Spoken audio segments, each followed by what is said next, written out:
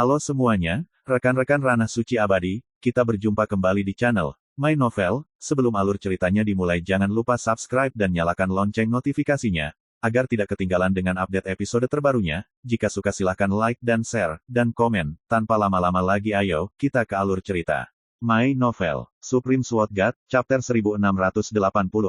Su Yi sangat terkejut. Dua pemandangan yang saya lihat sebelumnya sama-sama mengejutkan.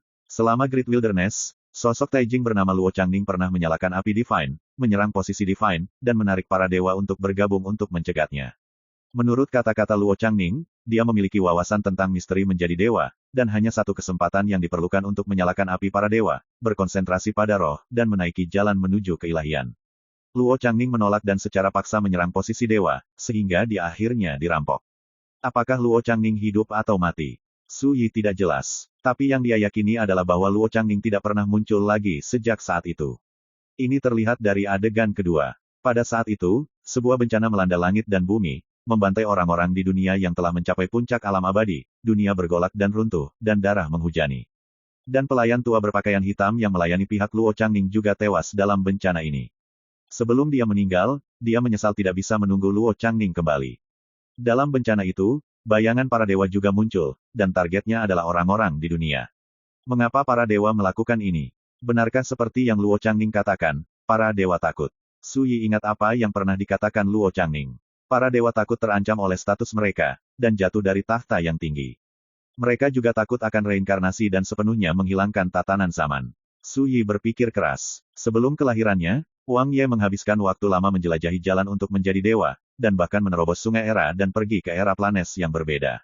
Pada akhirnya, Wang Ye memang menemukan banyak petunjuk berharga. Alam dewa memang ada, oleh karena itu, makhluk-makhluk ini disebut dewa. Dewa tidak takut dengan perubahan zaman dan erosi waktu, oleh karena itu, kekuatan yang mereka kuasai dapat melampaui peradaban dari berbagai era dan era. Karena keberadaan mereka yang abadi, pengaruh mereka dapat menembus masa lalu, sekarang, dan masa depan. Deskripsi ini dapat dikesampingkan, yang disebut dewa sebenarnya adalah sekelompok praktisi yang menginjakkan kaki di alam dewa. Apa yang mereka pahami adalah hukum zaman, dan mereka tidak takut akan perubahan di dunia, sehingga mereka akan digambarkan sebagai penguasa abadi oleh dunia. Sebelum Wang Ye lahir, dia mengetahui bahwa alasan mengapa mereka yang menginjakkan kaki di alam para dewa bisa begitu kuat adalah karena mereka telah memadatkan ketuhanan dari hukum zaman dan menetapkan posisi dewa.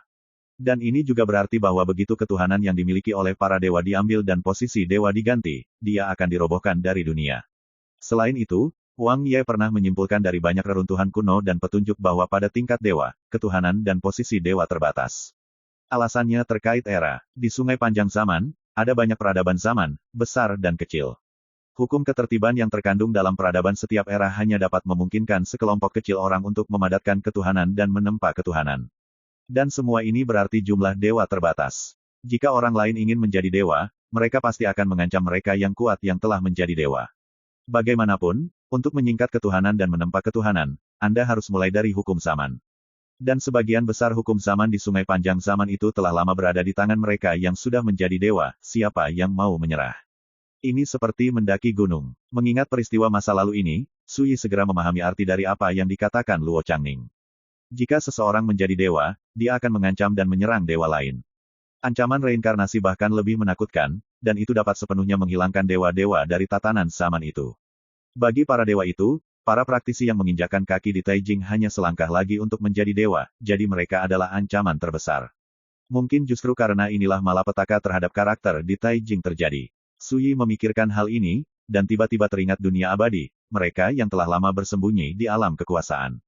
Orang-orang seperti Sue Xiaozi dari Sekte Taiking, Jiang Taya dari Sekte Taiyi, dan bahkan Kaisar Langit yang membunuh dari Istana Abadi Bihai, Del, telah bersembunyi sejak lama, dan mereka belum bisa bersembunyi dari dunia. Saya belum berani membuat nama untuk diri saya sendiri di dunia luar. Alasannya untuk menghindari bencana. Apakah yang disebut malapetaka ini, seperti malapetaka yang terjadi pada periode Tai Huang, berasal dari tulisan tangan para dewa?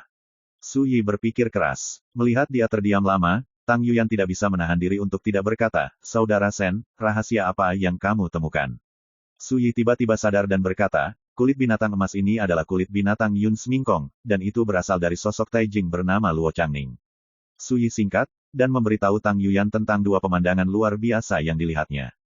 Tang Yuyan tidak bisa tidak terkejut ketika dia mengetahui tentang rahasia yang begitu mengejutkan, dan seluruh orang tercengang. Memang benar bahwa dia adalah makhluk abadi yang tiada taranya di tingkat atas dunia, tetapi rahasia seperti dewa dan bencana masih terlalu jauh baginya, sejauh legenda. Tapi dia tahu betapa luar biasanya karakter di Taijing, dan masing-masing dari mereka adalah kekuatan setinggi langit yang berdiri di atas jalan abadi. Untuk waktu yang lama, Tang Yuyan berkata, jadi, kulit binatang ini benar-benar memiliki rahasia menjadi dewa. Suyi berkata, jalan untuk menjadi dewa telah menghilang. Bahkan jika kamu mendapatkan wawasan tentang misteri menjadi dewa, kamu ditakdirkan untuk tidak memiliki kesempatan untuk menjadi dewa. Berbicara, dia menyerahkan kulit binatang emas, kamu bisa melihatnya sendiri. Tang Yuyan bingung untuk sesaat, tidak pernah menyangka bahwa Suyi akan sangat bahagia, dan langsung membiarkan dirinya mengamati rahasia pada kulit binatang emas. Sudahlah, Tang Yuyan menggelengkan kepalanya, rahasia ini terlalu jauh untukku. Semakin aku mengerti, semakin mereka akan mempengaruhi Taoismeku. Suyi tidak memaksanya. Dalam kulit binatang emas ini, memang ada kekuatan segel rahasia, bukan kebetulan, itu pasti, rahasia menjadi dewa, di mulut Luo Changning. Namun, daya tarik ke Suyi tidak terlalu bagus. Hanya basis kultivasinya saat ini jauh lebih rendah daripada Tang Yuyan, dan dia masih memiliki jalan panjang untuk pergi dari Taijing. Dan untuk memahami misteri menjadi dewa, Anda harus memiliki basis kultivasi Taijing. Meskipun kulit binatang ini adalah harta peri di Taijing, kekuatan aslinya akan segera habis, dan hanya rahasia menjadi dewa yang terkandung di dalamnya yang berharga. Suyi diam-diam berkata, dia menyingkirkan kulit emas dan berdiri, ayo pergi. Segera, keduanya berangkat lagi. Dalam perjalanan, Tang Yuyan ragu-ragu beberapa kali. Suyi tidak bisa menahan tawa dan berkata, tidak apa-apa untuk mengatakan apapun. Wanita dengan temperamen arogan dan kuat ini tiba-tiba menjadi khawatir ketika menghadapi dirinya sendiri, yang tidak terduga oleh Suyi. Tang Yuyan menstabilkan pikirannya dan berkata, kalau begitu aku akan mengatakannya dengan lurus, ketika kamu berada di tepi sungai Xiamo, kamu pergi mengejar Cubatian, mungkinkah itu dia? Ya, dia ditangkap hidup-hidup oleh saya. Suyi berkata dengan tenang, alasan menyembunyikan ini adalah karena aku tidak ingin masalah ini melibatkan keluarga Tangmu. Lagi pula, kakek buyut orang ini adalah Chu Sentong. Meskipun Tang Yuyan sudah siap secara mental, ketika dia mendapat jawaban yang begitu tenang dari Suyi, dia tidak bisa menahan nafas. Tangkap makhluk abadi yang tiada taraf. Ini jauh lebih sulit daripada mengalahkan makhluk abadi yang tiada taraf di konferensi berburu surga. Tidak diragukan lagi, ketika dia membersihkan Cubatian, pihak lain tidak punya waktu untuk menggunakan surat penyelamat, dan dia ditekan oleh Shenmu. Segera, keraguan muncul di hati Tang Yuyan, mengapa Shenmu ingin menangkap Cubatian hidup-hidup. Namun, dia dengan bijak tidak bertanya, tetapi berkata, jika saya mengharapkannya dengan benar, Anda harus menjadi orang itu. Dia ragu-ragu, tetapi Suyi mengerti dan berkata, tidak buruk. Tiba-tiba, Tang Yuyan melebarkan matanya yang indah dan berkata, apakah kamu benar-benar Suyi itu? Suyi, beberapa bulan yang lalu, pada hari ke-7, dia membunuh 4 raja abadi dalam kemarahan, menghapus penjaga Sen Qingxi, dan memusnahkan ke-6 raja iblis dari kam iblis asing. Tidak heran, Tang Yuyan menggumam. Dia sudah menebak beberapa petunjuk. Lagi pula, Suyi yang dikabarkan juga merupakan basis budidaya Yujing, dan dia juga telah membunuh pangeran iblis Yin Beiwu yang sebanding dengan peri tak tertandingi. Tang Yuyan sudah curiga ketika dia melihat bahwa Suyi telah mengalahkan 6 Immortal Monarch yang tiada taranya berturut-turut di depan Crack Void Mountain. Dan sekarang, setelah menerima jawaban positif dari Suyi, Tang Yuyan akhirnya mengerti mengapa ketika dia pertama kali bertemu Suyi, apakah itu Tang Baoer atau paman ke-7 Tang Lingqi, mereka bungkam. Asal-usul Suyi. Memikirkannya, Tang Yuyan merasa tidak nyaman dan malu. Ngomong-ngomong, apa kamu tidak takut aku akan membocorkan beritanya? Tang Yuyan menatap Suyi. Bisakah? Suyi bertanya retoris. Tang Yuyan terkejut, lalu menggelengkan kepalanya, tentu saja tidak. Suyi tersenyum, lalu apa yang perlu dikhawatirkan? Tang Yuyan mendengus, merasa bahwa masalahnya berlebihan. Namun, mampu menceritakan rahasia ini secara terus terang oleh Suyi, perasaan dipercaya ini, masih membuat Tang Yuyan sangat berguna dan bahagia. Dia diam-diam berkata dalam hatinya, saat ini, selain Baoer dan paman ke-7, aku harus menjadi orang ketiga yang mengetahui rahasia Suyi, kan? Ini sangat menarik. Keduanya menjauh saat berbicara. 2 hari kemudian, Suyi dan Tang Yuyan melewati tanah para dewa dan kejahatan, dan datang ke dunia abu-abu yang mati, tandus, dan tak bernyawa. Di kejauhan, ada pilar batu yang berdiri di langit, yang sangat menarik perhatian di dunia yang kosong ini. Dan pintu masuk ke alam rahasia yang telah bertahan dari periode terlalu liar terletak di depan pilar batu. My Novel, Supreme Sword God, Chapter 1685. Pilar batu berdiri tegak dan penuh dengan jejak waktu berbintik-bintik. Di depan pilar batu terdapat sebuah altar yang sudah bobrok. Altar ini berbentuk seperti bunga teratai, setengah roboh, dan seluruh tubuhnya sehitam tinta, juga berlumuran darah kering. Pada saat ini, di kejauhan altar ini, puluhan sosok berdiri. Angka-angka ini dibagi menjadi beberapa kubu.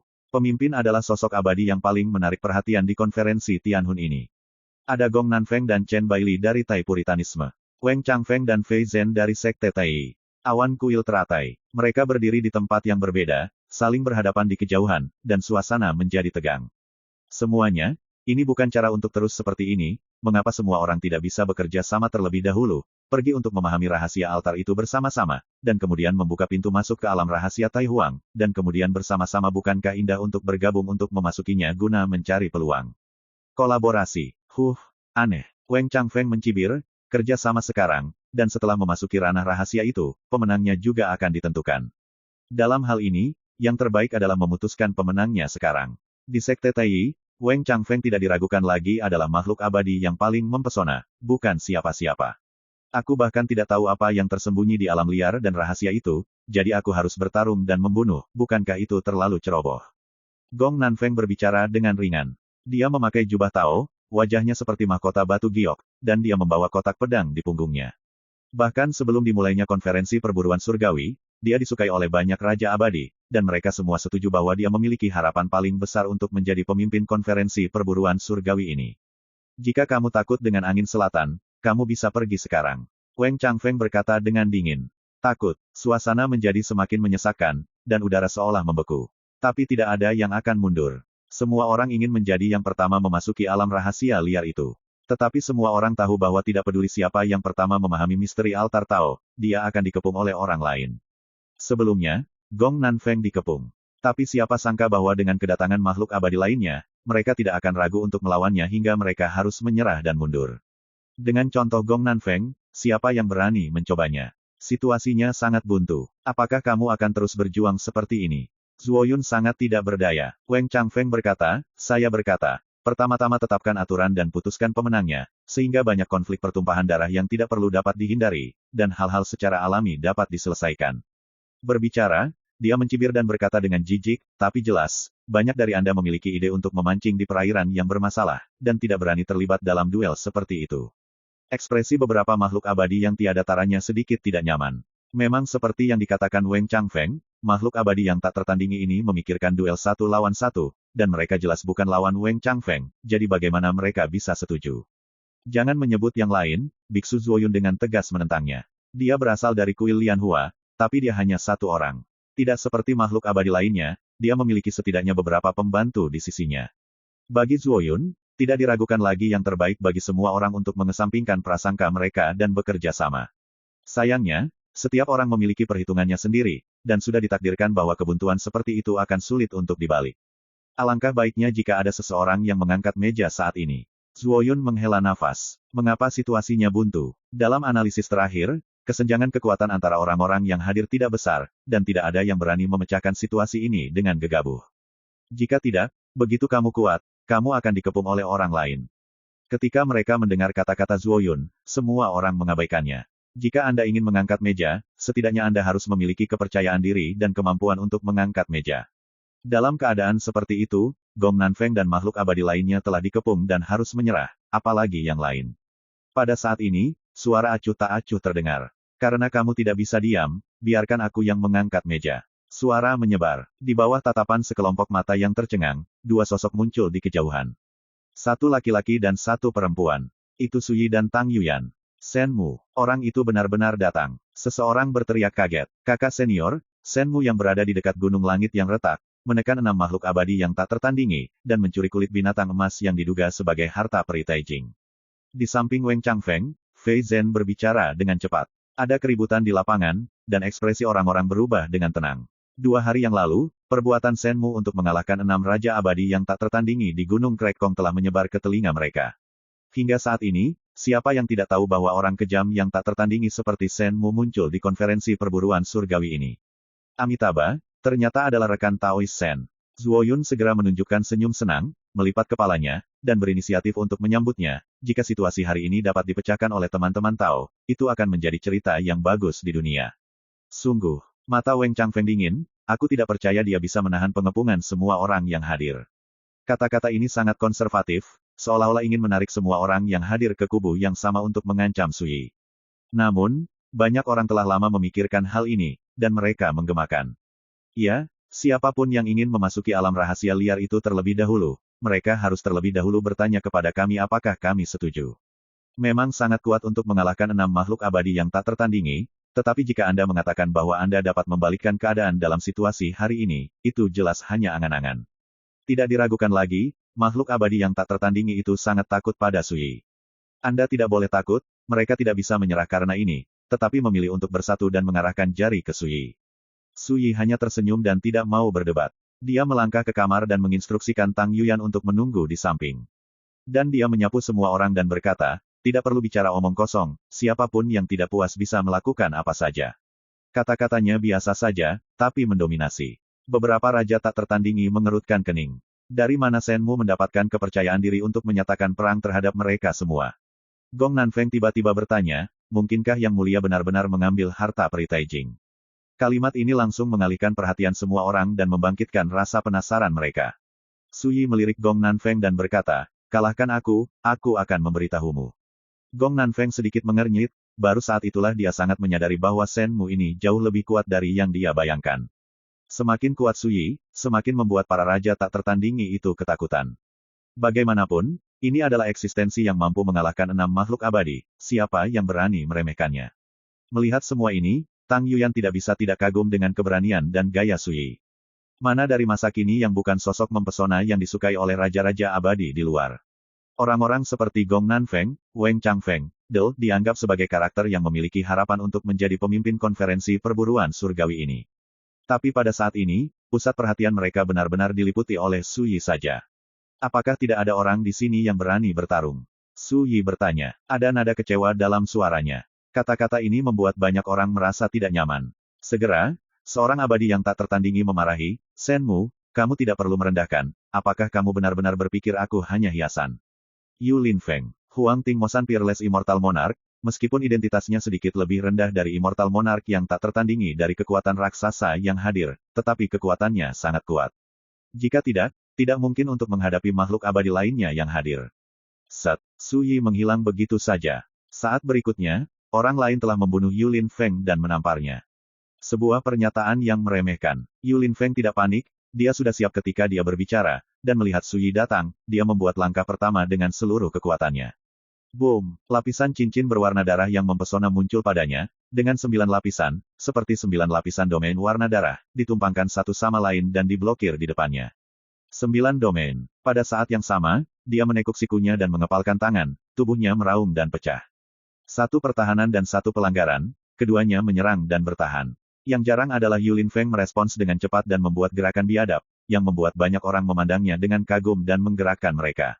Tapi saat berikutnya, ekspresi semua orang membeku. Melihat di bawah telapak tangan Sui, boom. Cincin ilahi seperti domain berwarna darah tiba-tiba runtuh seperti selembar kertas. Saat Sui menepuk telapak tangannya, lapisan cincin surgawi berwarna darah meledak, menghasilkan ledakan seperti drum yang padat dan percikan darah. Pada akhirnya, pukulan Yu Linfeng layak untuk dipukul, dan pertahanan negara adidaya rahasia, Nine Domains Dharma Realm, yang ditampilkan padanya dihancurkan.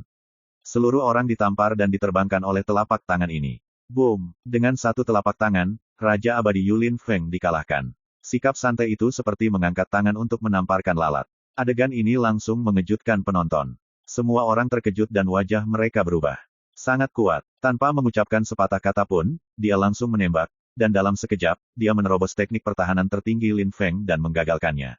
Ini mengerikan. Sebelumnya, orang-orang masih memiliki sedikit keraguan tentang rekor Sui atas 6 keabadian yang tak tertandingi, tetapi sekarang, keraguan ini telah hilang. Ketika mereka melihat Sui lagi, ekspresi semua orang menjadi serius. Gong Nanfeng dan Wang Changfeng, raja tak tertandingi yang paling menarik perhatian, juga terkejut dan menakjubkan. Sui bertepuk tangan dan berkata, jika ada orang lain yang tidak setuju, kamu bisa berdiri. Setelah jeda, dia melirik semua orang yang hadir, tentu saja, saya sarankan Anda pergi bersama untuk menghindari membuang-buang waktu. My Novel, Supreme Sword God, Chapter 1686. Semua orang tampak tidak yakin. Senmu ini terlalu kuat. Setelah mengalahkan Lin Feng dengan satu telapak tangan, dia langsung menyatakan perang terhadap semua orang yang hadir. Semua orang merasa bahwa martabat mereka diprovokasi secara serius, hati mereka marah, dan mata mereka memandang Su Yi menjadi tidak baik. Zuoyun tiba-tiba berkata, biksu malang itu berhenti. Set, Zuoyun, bukankah kamu mengolah hati berlian yang tak kenal takut, mengapa kamu yang pertama kali dinasihati sekarang?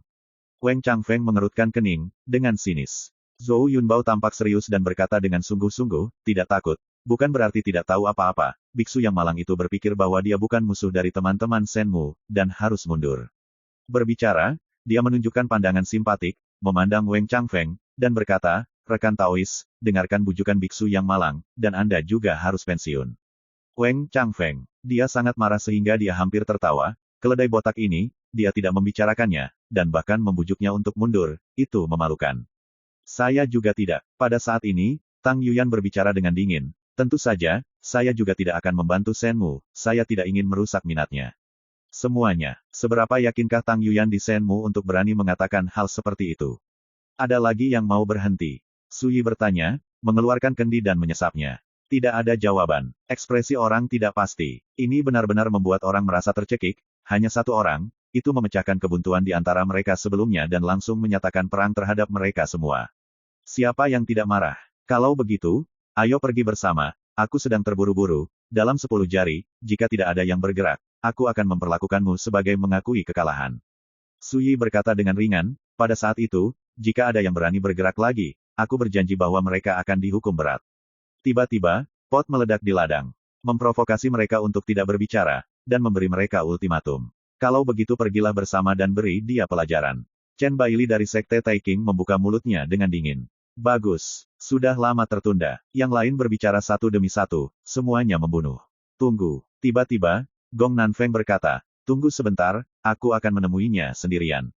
Satu batu menyebabkan 1000 ombak, dan penonton gempar. Tidak ada yang menyangka Gong Nanfeng akan memilih untuk bertarung sendirian saat ini. Kakak, Chen Baili mengerutkan kening dan hendak mencegahnya. Gong Nanfeng melambaikan tangannya untuk menghentikannya, jika saya menang, saya juga mampu untuk kalah. Berbicara, jubahnya berkibar, dan dia telah melangkah keluar. Sosok tinggi dan ramping itu seperti gunung sepi yang bergerak ke samping, membawa penindasan besar. Semua orang terkejut, dikejutkan oleh aura Gong Nanfeng pada saat ini. Orang ini layak mendapatkan optimisme bulat dari raja-raja abadi itu. Hanya dalam hal karakter, dia tidak lagi sebanding dengan yang lain. Tang Yuyan berbisik dalam hatinya. Su Yi juga sedikit terkejut, mau tidak mau melihat Gong Nanfeng lebih dalam dan berkata, sebagai keturunan klan Gong Gunung Shenwu, dengan arogansi seperti itu, mengapa kamu bersedia untuk melayani Sekte Taiking? Satu kalimat membuat orang-orang yang terlalu puritan mengerutkan kening. Apa maksud orang ini? Apakah menurut Anda mereka terlalu puritan? Mata Gong Nanfeng sedikit menyipit, dan dia berkata, saya adalah keturunan dari klan Gong dan juga keturunan dari Sekte Taiking. Pertanyaan seperti Anda berlebihan. Su Yi mendengus dan berkata, sejauh yang saya tahu, sebelum era Xianyun, klan Gong dan Sekte Taiking tidak dapat dipisahkan satu sama lain, kenapa mereka sekarang seperti keluarga? Banyak orang yang hadir mencibir. Apakah orang ini benar-benar bodoh, atau hanya pura-pura bingung? Su Yi mengabaikan ini, dia hanya memperhatikan Gong Nanfeng dengan tenang. Gong Nanfeng mengerutkan kening dan berkata, tidak perlu menunda, saya hanya bertanya, apakah Anda berani bertarung dengan saya? Su Yi berhenti berbicara omong kosong dan berkata, ayo lakukan. Boom, hal yang paling mencengangkan adalah di belakang Gong Nanfeng, terdapat 10 gua tempat tinggal, yang diubah menjadi cincin surgawi bundar. Bayangan, mengepakkan sayapnya dan menyalakan nyala lava cair. Boom, Dongtian membakar kitab suci dunia. Keluarga Gong memiliki warisan tertinggi. Dikatakan bahwa kitab suci Tao kuno ini telah diperbaiki oleh Kaisar Yongye sendiri dengan kebijaksanaan tertinggi, menunjuk langsung ke rahasia legendaris Taijing, akhirnya adalah untuk mengambil nasib baik, misteri itu tak terbatas. Seseorang bergerak dan berseru. Terjadi juga keributan di lapangan. Gong Nanfeng saat ini terlalu kuat, dan ujung seperti itu sepertinya menembus langit. Sudahkah Anda mengolah 10 gua? Mata Su Yi halus, Gong Nanfeng Dao ini memang memiliki penampilan yang tiada taraf, tapi sayangnya, dia sekarang melayani Sekte Taiking. Dia menghela nafas dalam hati. Boom! Gong Nanfeng menyerang dengan berani dan menebas. Pada saat itu, kehampaan tampak melebur, dan semuanya terbakar hebat. Semua makhluk abadi di dekatnya mundur jauh, berkeringat dingin. Menghadapi pisau ini, Su Yi tidak menghindar atau menghindar, dan ekspresinya tidak goyah. Berteriak, sepertinya meremehkan, tetapi tak terkalahkan, memotong langit, dan juga memotong pisau dari Gong Nanfeng menjadi 2. Klik, detonasi bergemuruh dan kobaran api terkoyak. Tidak jauh, mantel Gong Nanfeng tersapu oleh semua kekuatan ini, berubah menjadi potongan-potongan dan terbang menjauh. Wajahnya sedikit berubah. Tapi sekarang, hanya dalam satu pukulan, lawannya Shenmu mematahkan pisau seonnya, bagaimana mungkin dia tidak terkejut. Membakar gudang. Tapi penantian ini sekali lagi dipatahkan oleh Su Yi. Saya tidak bisa mengguncang Su Yi sama sekali. Tiba-tiba, semua penonton gemetar dan terkejut. Terbakar. Gong Nanfeng berteriak. Dia mencoba yang terbaik untuk benar-benar melupakan kemenangan dan kekalahan. Boom! Dalam sekejap, Gong Nanfeng tampak berubah menjadi dewa perang yang bertanggung jawab atas pedang surgawi. Di belakangnya, 10 bayangan bergemuruh dan meraung, menyemburkan api ilahi, dan ada suara samar gagak emas yang mengaum di langit.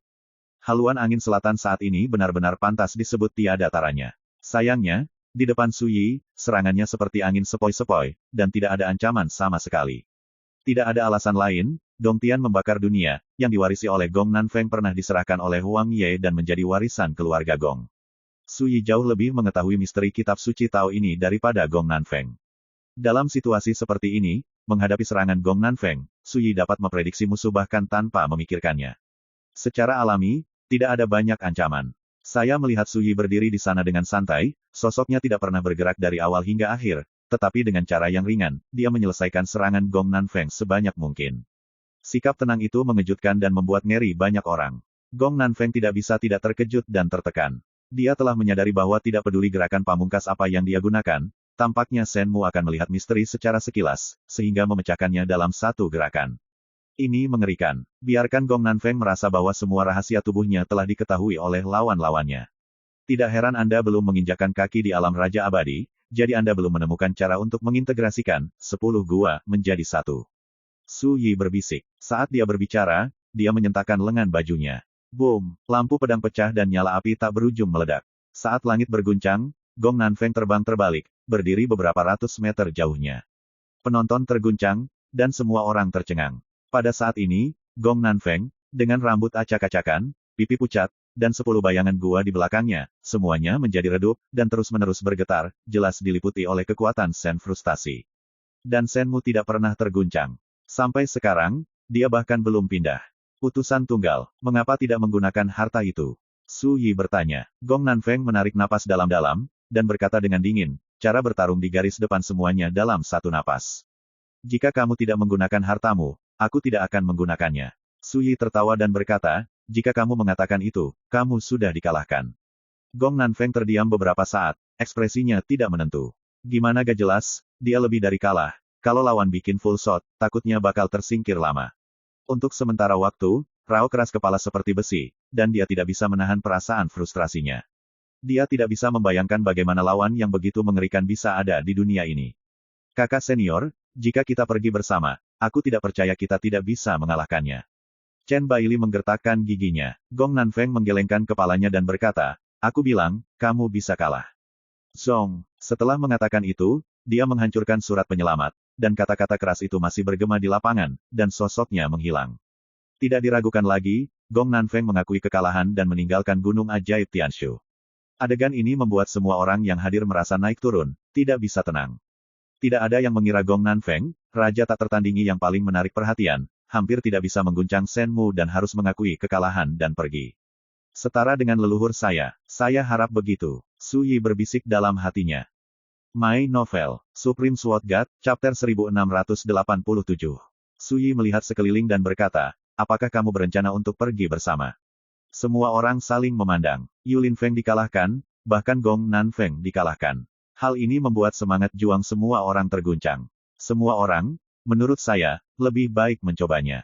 Jika kalah, Anda tidak lebih dari tersingkir. Tidak ada ruginya. Weng Changfeng berkata dengan acuh tak acuh, tetapi jika kita menang, situasinya akan berubah menjadi lebih baik. Ucapan tersebut langsung menggugah hati banyak orang. Su Yi mendengus dan berjalan menuju Weng Changfeng, kalau begitu coba. Niat membunuh muncul di mata Weng Changfeng, dan dia berteriak, semuanya, jika Anda tidak bergerak saat ini, kapan Anda akan menunggu? Bunuh. Pada saat yang sama, beberapa makhluk abadi yang tak tertandingi saling memandang, tiba-tiba mengertakkan gigi, menembak langsung, dan mengepung Su Yi. Ya, persetan dengannya. Bunuh. Teriakan begitu keras sehingga semua makhluk abadi yang hadir dikirim. Mereka seperti serigala dan harimau, dan mereka sangat kuat. Saya tidak tahu, saya pikir Su Yi telah melakukan sesuatu yang keterlaluan. Bahkan Tang Yuyan menjadi sasaran sekelompok makhluk abadi dan dikepung. Hanya Zuo Yun yang lolos paling cepat, menghindar jauh, dan tidak berani bercampur. Pada saat ini, Su Yi sudah kehilangan kesabaran, tidak lagi ragu-ragu, dan berencana untuk membuat keputusan cepat. Dentang, suara pedang bergema seperti ombak. Melihat sosok Su Yi yang dipamerkan, Ki Pedang Mizaza meraung, dan menemaninya, membunuh lawan-lawan itu. Boom, pedang disapu. Harta karun dihancurkan. 7 atau 8 raja abadi dihancurkan secara langsung dan darah mereka tumpah ke dalam kehampaan. Pada saat kritis, saya harus menghancurkan surat penyelamat dan melarikan diri. Dengan tangan kejam Su Yi, dia sendirian, mengamuk dalam jarak dekat, tak terkalahkan. Di mana Su Yi lewat, itu seperti angin dan awan, menekan setiap lawan. Seseorang terkoyak dan berteriak. Seseorang dipukul dengan keras dan melarikan diri dengan panik. Inilah makhluk abadi yang tak ada bedanya dengan kalkun dan anjing. Mereka dikalahkan satu persatu, dan akhirnya sengsara. Kenapa repot-repot? Di kejauhan, Zuo Yun menghela nafas, dan sebuah kata muncul di benaknya, welas asih melampaui mengalahkan diri sendiri. Sialan, Chen Baili menjerit sedih, pantatnya ditebas oleh pedang, darahnya kabur, seluruh tubuhnya melompat kesakitan, dan dia masih di udara ketika Su Yi menamparnya, tubuh ambruk patah. Pada saat hidup dipertaruhkan, saya harus memilih untuk menghancurkan surat penyelamat hidup dan melarikan diri dengan penghinaan tanpa akhir. Boom, dunia sedang kacau, dan pedang menghujani seperti air terjun. Ketika menyaksikan adegan ini, Wang Changfeng, yang telah memanggil semua orang untuk mengepung Su Yi, berbalik dan melarikan diri tanpa mengucapkan sepatah kata pun. Kecepatannya cepat. Melihat ini, Zuo Yun tidak tahan untuk tidak memarahi kehinaannya. Dia bergerak ke samping, menghalangi jalan di depan, membawa segel harta karun seperti batu bata dan menghancurkannya di Wang Changfeng. Tanpa berkedip, boom, Zuo Yun, tidakkah kamu bergabung?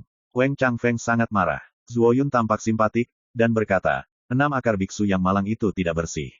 Setelah dimarahi oleh seorang rekan Tao sebelumnya, pikirannya sulit untuk ditenangkan, dan dia tidak bisa mengendalikan tanganku, semua.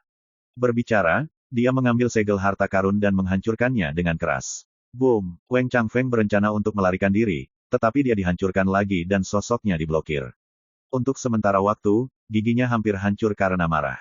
Lihat, tanganku tidak patuh sama sekali. Jika aku harus memukulmu, itu mungkin disebut 6 pikiran yang tidak murni. Zuo Yun menghela nafas, dan ekspresinya menjadi semakin menyedihkan. Namun, serangannya sangat kejam. Untuk sementara waktu, Wang Changfeng tidak dapat menemukan waktu untuk melarikan diri, dan sepenuhnya dikendalikan oleh Zuo Yun. Senmu, saya sudah mengakui kekalahan, mengapa saya harus membunuh mereka semua? Tiba-tiba, Fei Zhen berteriak marah di kejauhan.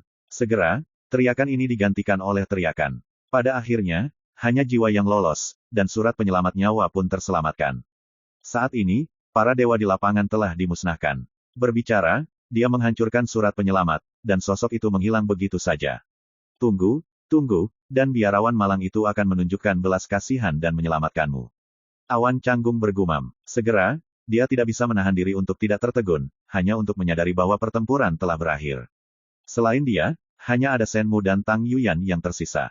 Senior, Anda harus menghormati sesama Taois Anda, sejak zaman kuno, Anda tidak pernah dapat menemukan orang yang dapat dibandingkan dengan sesama Taois. Dia fasih dan dipuji, yang membuat Tang Yuyan merasa tidak nyaman untuk sementara waktu. Apakah ada slapstick tatap muka seperti itu? Anda adalah Raja Kuil Lianhua yang tiada taranya.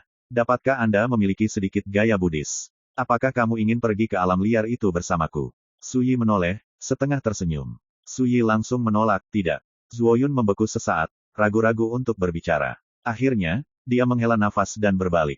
Dia benar-benar berpikir bahwa dengan mengambil kesempatan ini, dia mungkin dapat menjalin hubungan yang baik dengan Su Yi, tetapi jelas, pihak lain menolak. Tiba-tiba, sebuah suara terdengar di telinganya. Juga, karena Anda sedang mengembangkan sutra bodi teratai, saya akan memberi Anda sedikit nasihat. Pada titik tertentu, jika Anda dapat memahami kebenaran indah, bodi tanpa pikiran diri, Anda bisa berdiri di atas tanah. Menjadi Buddha, menjadi raja setelah membuktikan jalan. Itu hanya beberapa kata, tetapi Zuo Yun disambar petir, sosok itu berhenti di sana, dan seluruh orang tercengang. Bodi tanpa pikiran tanpa diri. Saya mengerti, ada ribuan daun bodi, ada ribuan metode yang luar biasa, daun yang paling mudah menghalangi mata, dan yang menempel pada saya adalah satu daun bodi yang menutupi pikiran. Petik 2. Hanya dengan mematahkan obsesi ini dan melupakan aku dan keduanya, kita dapat menembus alam dan membuktikan alam yang indah. Inilah yang disebut pohon bodi tanpa pohon, cermin bukan panggung, tidak ada apa-apa di dalamnya, mana bisa menimbulkan debu. Untuk waktu yang lama, senyum muncul di bibir Zuoyun, dan dia merasakan bahwa dalam setahun, dia pasti akan menerobos. Dia tiba-tiba berbalik, tampak serius, melipat kepalanya dan berkata, "Terima kasih, rekan Taois Sen." Begitu dia mengatakan ini, dia tiba-tiba menyadari bahwa tidak ada tanda-tanda Su Yi di lapangan. Hanya Tang Yuyan yang berdiri di sana. "Kamu akhirnya bangun." Tang Yuyan tidak bisa menahan tawa, matanya aneh.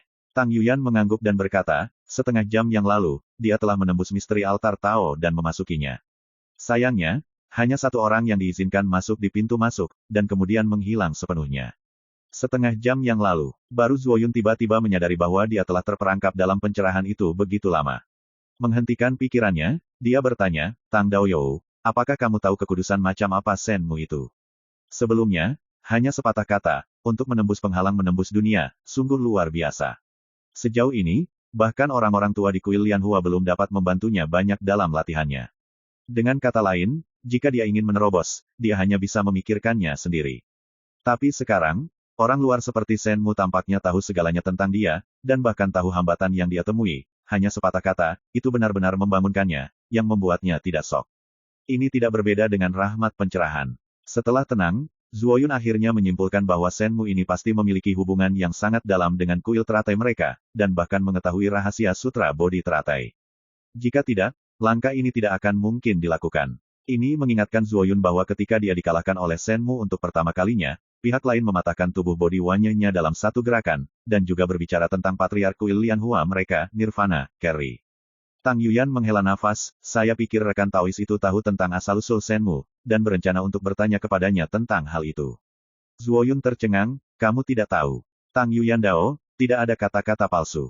Zuoyun terdiam, mengingat apa yang pernah dikatakan Senmu, Buddhisme mengajarkan hukum takdir, ketika hukum takdir datang, Anda tentu tahu. Lupakan saja, tidak perlu dipaksakan. Dengan sikap dan latar belakang rekan Daois Sen, setelah konferensi perburuan surgawi ini, dia pasti akan menjadi terkenal di seluruh dunia, asal mungkin jelas. Setelah mengatakan itu, Zuoyun berbalik.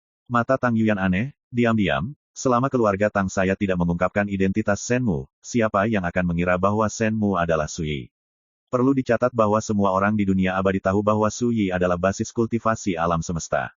Senmu, yang berpura-pura menjadi Su Yi, telah lama dianggap sebagai makhluk abadi yang tiada taraf karena dia mengenakan jubah yang terbuat dari sutra es surgawi. Sampai sekarang, belum ada yang melihatnya. Dalam keadaan seperti itu, siapa yang dapat menghubungkannya dengan Su Yi? Namun, apa yang dikatakan Biksu Zuoyun juga bagus. Setelah konferensi Tianhun ini, nama Senmu ditakdirkan untuk menjadi terkenal di seluruh dunia dan mengejutkan dunia. Tang Yuyan bergumam dalam hatinya. Hanya tinggal 3 hari lagi, dan konferensi Tianhun akan berakhir. Gong Nanfeng, Wang Changfeng, Chen Baili, dan makhluk abadi lainnya telah lama disingkirkan oleh Su Yi. Sementara itu, sosok Su Yi berjalan di dunia rahasia. Sampai lama, Su Yi tiba-tiba berhenti dan mendengar teriakan. My Novel, Supreme Sword God, Chapter 1688. Di luar, di dojo besar, suasananya tertekan. Raja-raja abadi terdiam, dan alis mereka penuh keterkejutan. Tidak jauh dari situ, berdiri Gong Nanfeng, Chen Baili, Wang Changfeng, Fei Zhen, dan makhluk abadi lainnya yang baru saja dilenyapkan. Yang terburuk adalah Fei Zhen, tubuhnya terbelah, dan hanya roh yang lolos. Bahkan jika dia dapat membentuk kembali tubuhnya di masa depan, itu pasti akan mempengaruhi jalannya. Apa yang terjadi? Semua yang hadir telah belajar. Untuk sementara, semua orang terkejut dan tidak bisa tenang. Ini Senmu lagi. 2 hari yang lalu, dalam pertempuran di Gunung Crackling, dia mengalahkan 6 makhluk abadi yang tak tertandingi. Dan hari ini, dia telah mengalahkan 14 dewa abadi termasuk Gong Nanfeng dalam satu gerakan. Pencapaian ini cukup mengejutkan. Apakah ada masalah dengan Senmu ini? Tiba-tiba, seorang raja abadi dari Sekte Taiking berbicara dengan suara yang dalam, matanya berkedip. Di masa lalu, saya tidak pernah mendengar tentang makhluk abadi yang tiada taranya di dunia abadi. Jika terjadi kesalahan, pasti ada setan. Aku sangat curiga, ada yang salah dengan identitasnya. Penonton ribut, dan mereka semua kaget. Tang Jinhong, leluhur keluarga Tang, mendengus dingin dan berkata, seperti yang kita semua tahu, aturan langit dan bumi di Gunung Iblis Tianshu tidak dapat membiarkan karakter Raja Abadi memasukinya, bahkan jika mereka menyembunyikan kultivasi mereka. Ini juga berarti bahwa pencapaian yang dicapai Senmu didasarkan pada kekuatannya sendiri. Saya percaya mereka yang dikalahkan oleh Senmu harus tahu yang terbaik ini. Berbicara, dia melirik Gong Nanfeng dan yang lainnya. Tidak ada yang membantah. Tang Jinhong melanjutkan, dalam keadaan seperti itu, kamu Xie Kuiyuan curiga ada yang salah dengan identitas Senmu, bukankah menurutmu itu konyol? Saya hanya skeptis. Xie Kuiyuan, Raja Abadi dari Sekte Taiking, berkata dengan wajah tanpa ekspresi, ketika konferensi perburuan surgawi selesai, setelah Senmu keluar, saya dapat melihat apakah ada yang salah dengan putra ini. Ya, tepat sekali. Di Sekte Tai, seorang Raja Abadi setuju. Jika benar-benar tidak ada masalah dengan Senmu ini, dia secara alami tidak takut diperiksa. Saudara Tang, bagaimana menurutmu? Masalah ini harus diperiksa dan diselesaikan. Segera, para Raja Abadi yang hadir mengungkapkan pendapat mereka. Tang Jinhong mengerutkan kening. Pada akhirnya, dia tidak mengatakan apa-apa. Tang Lingqi memiliki pemandangan panorama dari semua ini, dan tidak bisa tidak khawatir. Bagaimana mungkin dia tidak melihat bahwa Raja-Raja Abadi kekuatan besar yang tak tertandingi ini dikalahkan sedemikian parahnya sehingga mereka membuat Raja-Raja Abadi itu marah, jadi mereka akan menuding Sui. Masalah. Tang Lingqi menghela nafas dalam hati. Kayu di hutan itu indah, dan angin akan menghancurkannya. Kinerja Sui dalam konferensi perburuan langit ini terlalu mencolok, dan dia menjadi sasaran. Ini adalah sesuatu yang tidak pernah terpikirkan oleh Tang Lingqi sebelumnya. Gunung Ajaib Tianhun. Di dunia rahasia yang tersisa dari waktu liar. Sui berhenti dan merasa bahwa teriakan itu agak familiar. Dia langsung menyapu ke arah teriakan itu. Segera, sebuah aula perunggu yang berdiri di reruntuhan terlihat oleh Sui. Aula setinggi 1000 kaki. Setelah erosi zaman, tidak banyak rusak, tetapi telah menambahkan pesona kuno dan khusyuk. Tiba di sini, jeritan terdengar lagi. Tiba-tiba, Sui teringat. Ini suara Zuyu Dapeng. Di reruntuhan Gunung Taiwu di Bailuzu, pencuri bermulut kotor ini pernah muncul bersama Tian Shouzi. Apakah bajingan tua itu juga ada di sini? Bagaimana dia membawa pencuri ke tempat ini? Su Yi terkejut. Berhati-hatilah bahwa ini adalah gunung setan berburu surgawi, dan aturan langit dan bumi tidak mengizinkan masuknya pembangkit tenaga listrik di luar tingkat Raja Abadi. Sambil memikirkannya, Su Yi melangkah maju dan menyapu menuju aula perunggu. Di dalam aula perunggu, burung Zuyu Dapeng menggigil, meringkuk di sana, matanya penuh ketakutan.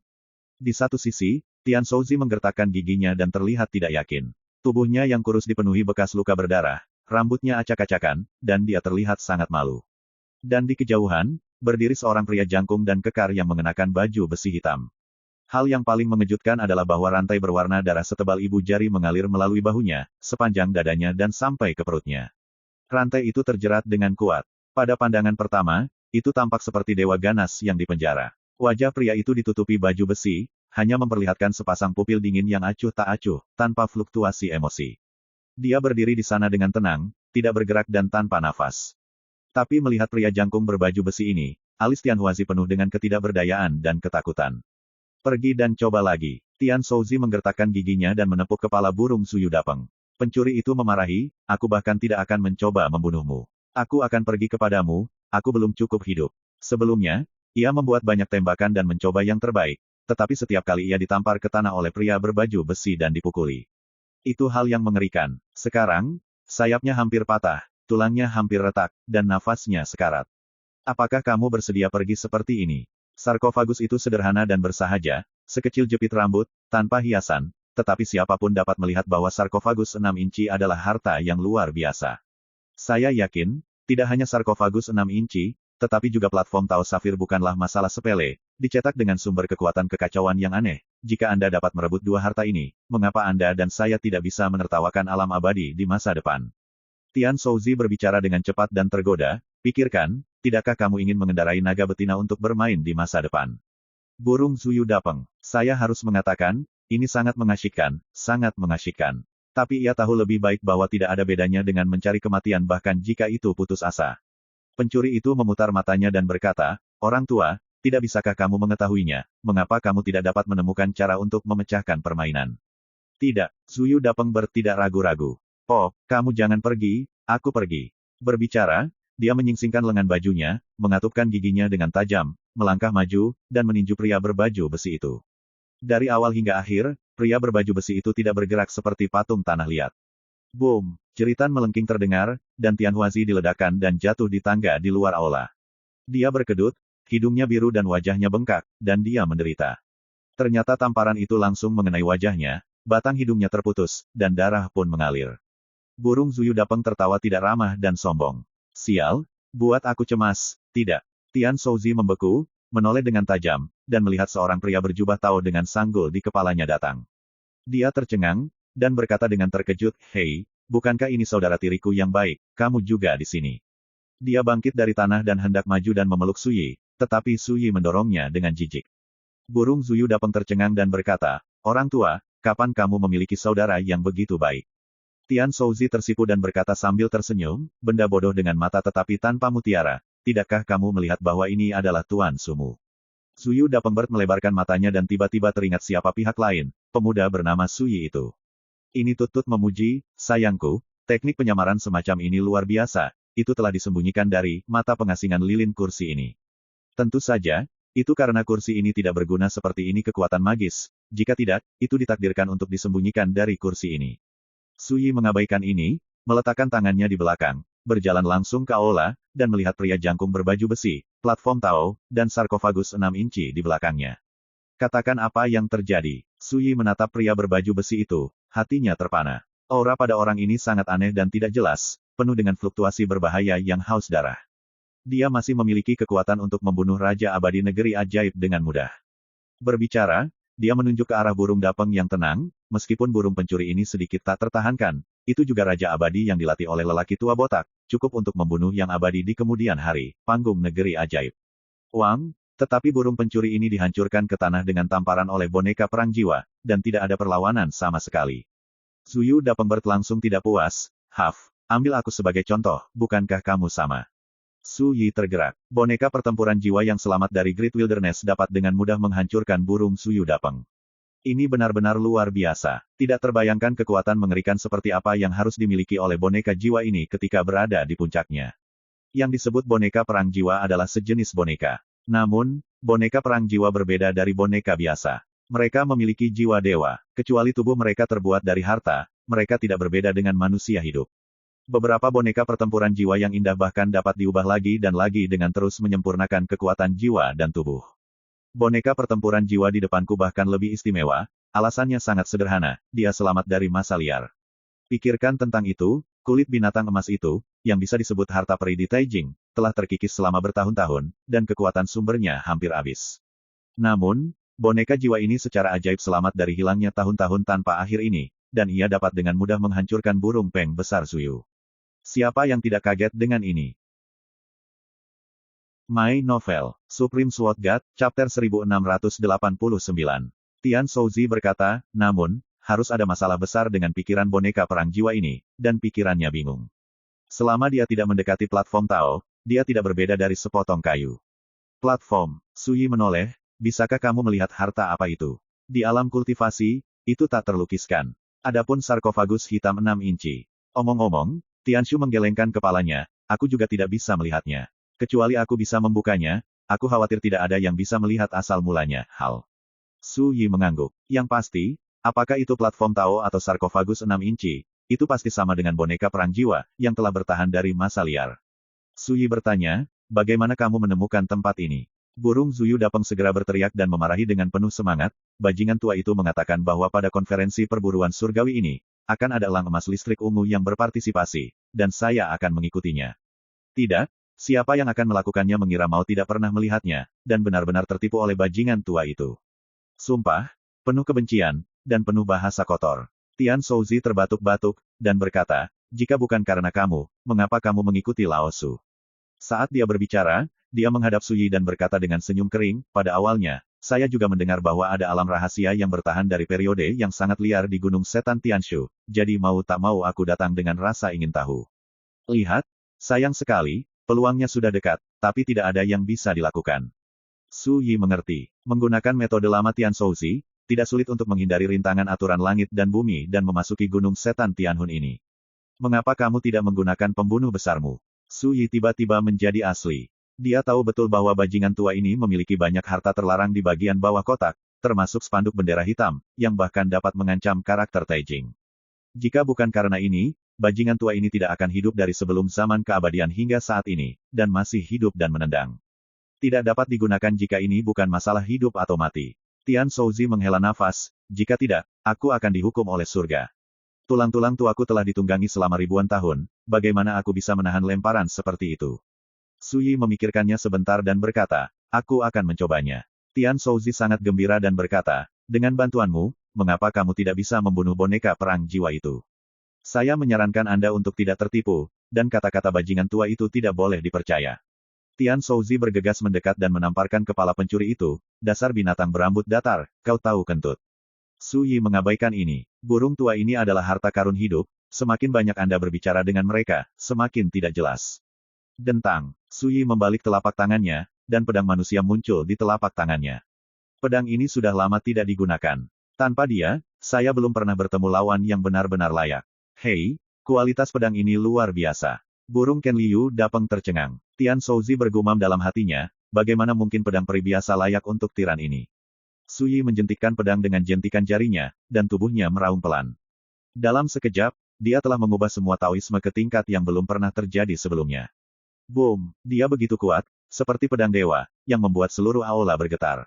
Boneka pertempuran jiwa lapis baja itu sangat menakutkan, jadi Su Yi tidak berani ceroboh sama sekali. Sayangku, apa basis kultivasinya, dan seberapa menakutkan kekuatan pedangnya? Su Yi Dapeng terkejut, matanya bersinar dengan kilau misterius, seolah-olah dia ingin melihat semua rahasia Su Yi. Tetapi pada saat ini, Tian Xuan menamparkan matanya erat-erat dan berteriak, ambil murid Su Yi untuk memata-matai rahasianya. Bunuh dia. Tubuh burung Su Yi Dapeng membeku, dan jantungnya bergetar. Apa artinya ini? Hanya seorang pemuda di alam semesta, bukankah dia menyembunyikan rahasia yang sangat tabu? Itu tidak berani membuatnya lagi, menyingkirkan kekuatan magisnya, dan dengan jujur memandang Su Yi dengan Tian Shouzi. Ikuti Su Yi. Boom, niat pedangnya terus meningkat, terus mengembun. Pedang dunia di tangannya juga mengeluarkan teriakan penuh gairah. Kekuatan pedang yang menakutkan melonjak, dan seluruh aula bergetar semakin hebat. Set, di kejauhan, pria jangkung berbaju besi sepertinya menyadarinya, dan tiba-tiba memandang Su Yi, dan ada cahaya haus darah di kedalaman mata acuh tak acuh dan dingin itu. Tian Huazi dan Su Yu Dapeng Yao sama-sama merasa gugup dan kedinginan. Mereka semua telah melihat kengerian boneka perang jiwa ini, dan mereka tidak bisa menahan keringat untuk Su Yi. Ditatap oleh pria jangkung itu, Su Yi juga merasakan tekanan yang datang dari wajahnya, yang merangsang kulitnya untuk mengencang dengan tenang. Dia tidak berani gegabah. Oleh karena itu, Su Yi tidak ragu-ragu, dan segera menggunakan nafas pedang 9 penjara. Tapi pada saat ini, perubahan mendadak terjadi. Di atas panggung Tao, sarkofagus hitam 6 inci tampak dirangsang, bergetar hebat, melepaskan lingkaran cahaya hitam beriak. Kemudian, benda ini muncul dari udara tipis, seperti burung layang-layang yang kembali ke sarangnya, mendatangi Su Yi, dan kemudian terbang mengelilinginya terus-menerus, seolah-olah sangat bahagia. Operator Tian, Su Yu Dapeng keduanya tercengang. Ketika perang akan pecah, siapa yang bisa membayangkan perubahan luar biasa seperti itu? Bahkan Su Yi tidak bisa tidak tertegun, dan menekan pedang yang telah mendapatkan momentum untuk waktu yang lama. Lalu dia mengerti. Di lautan kesadaranku sendiri, rantai ilahi kelima yang melilit pedang 9 penjara bergetar dan bergesekan pada saat ini, seolah-olah terbangun dari keheningan. Tidak, melihat sarkofagus 6 inci yang menari dengan gembira di sampingnya, bagaimana mungkin Su Yi tidak mengerti? Hal ini pasti berhubungan dengan kehidupan kelimaku. Untuk beberapa saat, hati Su Yi naik turun. Sudah lebih dari setahun sejak integrasi Taoisme Wang Ye ke-6. Sampai sekarang, dia masih belum tahu siapa kekuatan kelima yang disegel oleh rantai dewa kelima pada pedang 9 penjara. Dan sekarang, sepertinya ada petunjuk. Kehidupanku yang kelima, apakah ini karakter yang pernah hidup di masa liar negeri dongeng? Pikiran Su Yi melayang, jika demikian, apakah platform Tao dan boneka pertempuran jiwa di aula perunggu di depanmu terkait dengan generasi kelima seperti sarkofagus 6 inci? Setelah beberapa saat, Su Yi membuang pikirannya yang mengganggu dan menahan napas. Dia mengangkat tangannya, dan sarkofagus 6 inci itu jatuh ke telapak tangannya. Benda ini terlihat ramping seperti jepit rambut, tetapi sangat berat, seperti memegang gunung yang megah. Apa ini namanya? Kaya. Tian Shouzi mau tidak mau berteriak kaget. Menghancurkan kepalanya, dia tidak pernah berpikir bahwa harta misterius yang sangat dia dambakan akan memeluk Su Yi seperti ini. Burung Su Yu Dapeng bergumam, harusnya ini disebut harta hanya diberikan kepada mereka yang ditakdirkan. Jika tidak ditakdirkan, bagaimana harta itu bisa dibuang ke jaring? Benar-benar tidak masuk akal. Keduanya membandingkan pemukulan brutal yang mereka alami sebelumnya, dan kemudian menyaksikan Su Yi mengangkat tangannya dan mengambil harta misterius, yang pahit, cemberut, dan cemburu. Dan sebelum keduanya sempat bereaksi, adegan yang membuat mereka terpana telah dipentaskan. Saya melihat pria jangkung berbaju besi, tiba-tiba berlutut dengan satu lutut, kepalanya tertunduk, tangannya mengepal, dan berkata, bawahan Lei Ze, sambut kembalinya Tuhan. Penonton terdiam. Mata Tian Huazi hampir jatuh, dan dia bergumam, ada apa dengannya? Su Yu Dapeng jahat. Jahat sekali. Su Yi tercengang. Tuhan, selamat datang kembali. Benarkah boneka perang jiwa yang mengaku sebagai Lei Ze ini benar-benar ditinggalkan oleh generasi kelimanya? Dia tidak repot-repot memeriksa sarkofagus 6 inci itu, dan berkata, mengapa Anda memanggil saya Tuan? Matanya saling menatap. Tian Shouzi buru-buru berteriak, orang ini memiliki masalah serius dengan jiwanya, jangan biarkan dia memikirkannya, atau dia akan melukai dirinya sendiri. Su Yi sangat menakjubkan dan berkata, tidak perlu memikirkannya, bangunlah. Ini, pria berbaju besi itu berdiri. Matanya kembali acuh tak acuh dan dingin, tanpa gejolak emosi, berdiri di sana, seperti patung tinggi. Tian Shouzi melangkah maju dan menunjuk ke sarkofagus 6 inci di tangan Su Yi, mungkin karena benda ini muncul di tanganmu, orang ini salah paham dan menganggapmu sebagai atasan tuannya. Su Yi tampak aneh. Dia tidak menjelaskan apapun. Tian Shouzi mungkin tahu bahwa dia adalah reinkarnasi dari Wang Ye, tetapi dia ditakdirkan untuk tidak tahu, dia memiliki identitas lain sebelumnya. Sayangnya, boneka jiwa ini rusak parah, jika tidak, banyak rahasia yang akan ditanyakan. Tian Houzi menghela nafas, sangat menyesal. Pikirkan tentang itu, boneka perang jiwa yang selamat dari masa liar masih sangat menakutkan, dan asal-usulnya ditakdirkan bukan masalah sepele. Menggelengkan kepalanya, perhatian Tian Shouzi tertarik oleh sarkofagus 6 inci di tangan Su Yi, dan dia tidak sabar untuk mengatakan, buka dan lihat, apa yang tersembunyi di dalamnya. Zuyu Dapengbert juga menjulurkan kepalanya, matanya penuh rasa ingin tahu. My Novel, Supreme Sword God, Chapter 1690. Sarkofagus 6 inci ini benar-benar hitam, sejernih dan sejernih langit malam. Ambil di tangan Anda, seperti gunung yang megah.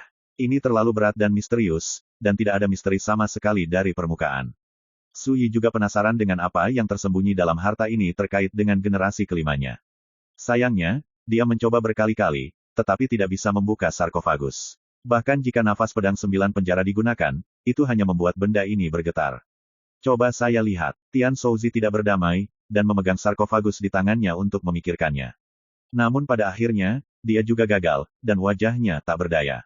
Kamu tahu ini apa? Su Yi kembali menatap pria jangkung berbaju besi itu. Pria jangkung itu berkata tanpa ragu, peti mati pedang yang disegel oleh Tuhan.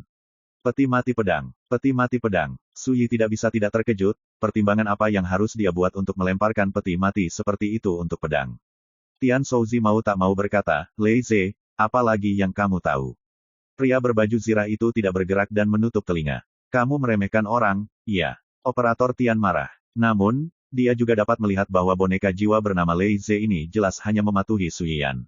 Bagaimana cara membukanya? Su Yi bertanya lagi. Pria berbaju besi berkata, saya tidak tahu.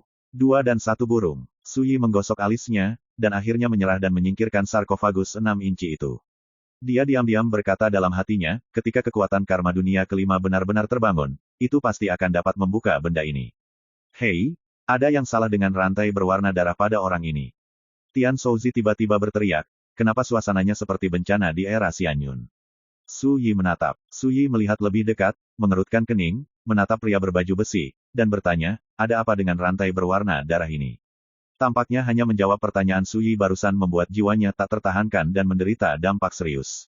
Sialan, Su Yi membeku di dalam hatinya, mengingat pemandangan yang dia lihat di kulit binatang emas. Selama Great Wilderness, para dewa meluncurkan bencana tabu yang misterius dan menakutkan, membantai orang-orang paling berkuasa di dunia. Pada saat itu, budak tua berpakaian hitam yang mengikuti Luo Changning meninggal dalam bencana itu. Menurut spekulasi Su Yi, bencana seperti itu harus disebut bencana. Di dunia sekarang ini, monster tua yang bersembunyi dan bersembunyi dari dunia juga menghindari bencana serupa. Tidak diragukan lagi, boneka pertempuran jiwa bernama Lei Ze ini juga mengalami bencana seperti itu, dan rantai berwarna darah yang dimasukkan ke dalam tubuhnya adalah buktinya. Bencana Tuhan, bencana 5 penurunan surga dan manusia. Tidak heran saya terlihat begitu akrab, di zaman keabadian, bencana seperti itu telah terjadi, Biksu Kingku dari Kuil Lianhua. Petik 2. Tian Shouzi berkata dengan terkejut, hanya saja, orang ini masih hidup setelah menderita bencana dewa, bukankah dia terlalu ganas? Perhatikan bahwa Biksu Kingku dari Kuil Lianhua adalah Buddha Fatian yang telah menginjakkan kaki di puncak jalan abadi. Keberadaan Taijing yang sesungguhnya, bahkan Biksu Kingku meninggal dalam bencana itu, orang dapat membayangkan betapa mengerikannya bencana itu. Dalam keadaan seperti ini, boneka perang jiwa yang selamat dari masa liar dapat bertahan selama bertahun-tahun setelah menderita bencana ilahi. Ini sungguh luar biasa. Zuyu Dapengbert menghela napas, maksudmu, ketika orang ini berada di puncaknya, dia sebanding dengan sosok Taijing. Mungkin, mata Tian Shouzi panik, Aku tidak bisa membayangkan betapa kuatnya keberadaan dalam periode yang jauh dan liar itu, untuk dapat memperbaiki boneka pertempuran jiwa seperti itu. Suyi melangkah maju dan menatap pria berarmor, sangat menyadari bahwa rantai berwarna darah ini menyebabkan terlalu banyak kerusakan pada pria berarmor. Mungkin, jika bukan karena bencana, roh pria berbaju besi ini tidak akan rusak begitu parah. Tenanglah, aku akan membantumu meringankan beban tubuhmu. Suyi memberi perintah dan melangkah maju. Burung Zuyuda pengawalnya ingin mematahkan semangatnya, tetapi tiba-tiba teringat bahwa terakhir kali dia berada di reruntuhan Gunung Taiwu, pemuda ini telah mengambil tindakan untuk membantunya mengusir kekuatan para dewa di tangannya, tubuh, dan segera menghilangkan ide penolakan. Klik, tidak ada kejutan. Semuanya berjalan lancar. Pada saat ini, Suyi lebih jauh menyadari bahwa reinkarnasi adalah jalan yang tabu. Seperti yang Luo Changning katakan, alasan mengapa para dewa takut akan reinkarnasi adalah karena reinkarnasi dapat sepenuhnya menghilangkan tatanan zaman. Dan apa yang disebut malapetaka dan malapetaka, dalam analisis terakhir, kemungkinan besar diubah oleh tatanan zaman yang dikuasai oleh para dewa. Memikirkan hal ini, Suyi sepertinya telah menghancurkan rasa takut di hatinya. Sepasang matanya, yang awalnya kusam dan lamban, dipenuhi dengan sinar. Kemudian, dia berlutut dengan satu lutut lagi, menundukkan kepalanya dan mengepalkan tinjunya, dan berkata, "Terima kasih, Tuhan." Suara itu serak dan rendah, dengan sedikit kegembiraan naluriah. Dalam kegelapan. Namun, meskipun saya tidak dapat menjawab pertanyaan Tuan, selama Tuan memberi perintah, bawahan saya akan mati. Suaranya nyaring dan bertenaga. Tian Shouzi buru-buru mendesak, "Cepat, ambil kesempatan ini untuk bertanya siapa Tuhan yang ada di mulutnya." Suyi berkata, "Tidak penting untuk mencari tahu tentang hal-hal itu. Di masa depan, aku akan membantunya memperbaiki jiwanya dan membentuk kembali tubuhnya. Pada saat itu, dia akan dapat memulihkan semua akal sehatnya." Berbicara, Suyi. Dia sudah melangkah menuju platform Tao di kejauhan. Tian Huazi dan Zuyu Dapeng Miao buru-buru mengikuti. Kali ini, pejuang jiwa Leais tidak menghentikannya. Seluruh badan platform seperti safir, dipenuhi dengan atmosfer kuno yang kental seperti kekacauan. Seperti yang diharapkan, ini adalah platform pencerahan Tao yang disempurnakan dari batu induk yang kacau. Harta karun dunia yang langka. Wajah Tian Shouzi penuh dengan kegembiraan, dan matanya bersinar. Harta karun ini cukup untuk membuat pasukan raksasa itu merebut kepala mereka. Saya mengikuti pandangannya, dan benar saja, di dasar platform Tao, ada banyak retakan seperti sarang laba-laba, seolah-olah akan runtuh. Tian Shouzi mengerang dalam hatinya, dan memarahi, "Persetan. Saya mengerti, dalam analisis terakhir, tidak peduli betapa menakjubkannya bayi ini, di bawah erosi tahun-tahun yang tak berujung, itu akan membusuk dan runtuh." Berbicara, dia buru-buru naik ke panggung Tao dan duduk di atasnya. "Ambil kesempatan ini, pertama-tama saya akan memahami, lihat apakah saya bisa memahami." Pada saat yang sama, gumpalan kabut kacau merembes dari platform Tao dan mengalir ke tubuh Tian Shouzi, memberikan pesona misterius pada sosoknya. Orang tua ini tidak tahu bagaimana menjadi rendah hati. Burung Zuyu Dapeng sangat cemburu dan gatal. Telah melihat bahwa Tian Shouzi telah memasuki situasi seperti pencerahan. "Ini luar biasa, saya baru saja berbicara, dan dalam sekejap mata, saya mulai mendapat pencerahan." Suyi tidak bisa menahan diri untuk tidak tersentuh, menyadari keajaiban pencerahan Taiwan ini. Ketika Wang Ye mencapai puncaknya di kehidupan sebelumnya, dia juga menyempurnakan platform pencerahan Tao di Gunung Taiwu. Teman-teman lamanya yang telah menginjakan kaki di Taijing penuh pujian. Untuk rahasia jalan paling primitif dan kuno di periode Tai Huang.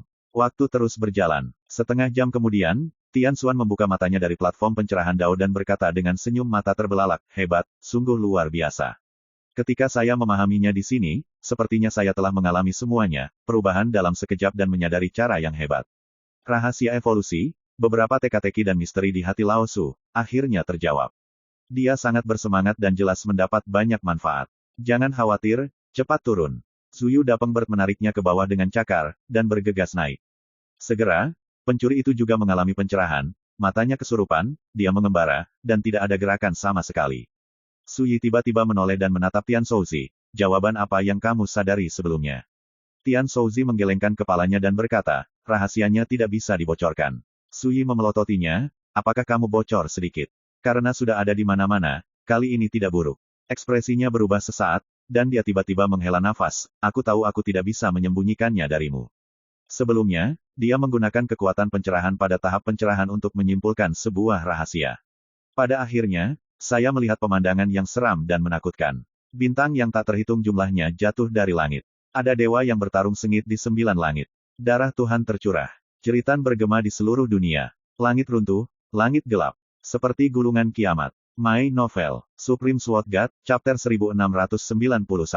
Setelah Tian Shouzi mengatakan adegan ini, Suyi tidak bisa menahan diri untuk tidak terkejut. Para dewa bertarung di dunia peri, dan darah para dewa tumpah, seperti akhir. Dia kesulitan menenangkan diri. Perhatikan bahwa para dewa tunduk pada aturan dan tidak dapat datang ke dunia. Ini adalah hukum besi dari zaman kuno hingga sekarang. Oleh karena itu, jika para dewa ingin mengganggu dan memengaruhi situasi di dunia, mereka perlu mengirim utusan ilahi untuk menjelajahi dunia, merekrut orang percaya, dan melakukan sesuatu untuk mereka. Dua kekuatan abadi seperti Yunji Xianfu dan Sekte Wanling seperti penganut dewa di dunia. Menurut adegan yang disimpulkan oleh Tian Shouzi, sosok para dewa benar-benar muncul di negeri dongeng, dan memicu perang seperti hari kiamat. Ini luar biasa. Suyi berkata, bukankah ada rumor abadi di alam abadi, yang mengatakan bahwa saat alam abadi mengantarkan dunia emas, di tahun-tahun mendatang, jalan untuk menganugerahkan para dewa akan pasti muncul, yang juga berarti bahwa orang-orang di Taijing mungkin memiliki kesempatan untuk menjadi dewa. Omong-omong, dia memandang Tian Shouzi, dalam keadaan seperti ini, tidak mengherankan jika para dewa muncul di negeri dongeng. Mustahil untuk mematahkan belenggu aturan dan ketertiban dan datang ke dunia. Bencana besar zaman ini. Apa artinya ini? Suyi terkejut, bajingan tua ini sepertinya tahu banyak. Batuk. Tian Shouzi berkata dengan samar, ini adalah malapetaka yang hanya ada dalam rumor. Itu terlalu jauh dari kita, dan itu terjadi di sungai panjang zaman itu, jadi Anda tidak perlu peduli sama sekali.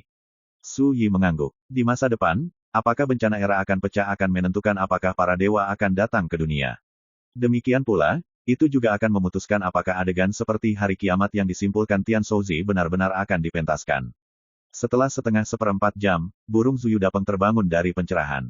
Yang mengejutkan adalah bahwa luka di tubuhnya telah sembuh total pada saat bangun tidur, dan kecemerlangan ilahi terjalin di sekitar tubuh, dan cahaya menembus, mewujudkan transformasi yang luar biasa. Semua bulu rontok, melahirkan yang baru, hitam dan berkilau, dengan kilau logam. Matanya semakin menyendiri, dan sepasang cakar tajam dipoles seperti batu giok kristal. Perubahan menakjubkan ini seperti pecahnya kepompong menjadi kupu-kupu, dan nirwana terlahir kembali. Tian Shouzi tidak bisa menahan diri untuk tidak terkejut, pencuri ini benar-benar mencapai transformasi yang mengguncang bumi dalam pencerahan. Hei, hai, hai, hai, hai.